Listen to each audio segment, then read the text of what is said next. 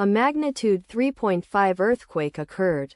Svalbard region. 1,144 kilometers WNW of Murmansk, Russia, or 246 kilometers SSW of Longyearbyen, Svalbard, and January Mayan. On Tuesday, the 20th of May 2025, at 22 hours 18 minutes and 16 seconds local time, the quake had a depth of 4 kilometers and was not felt, or at least not reported so.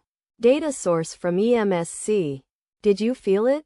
Let us pray. May the earthquake that occurred not affect our brothers and sisters there. May the earthquake not happen again.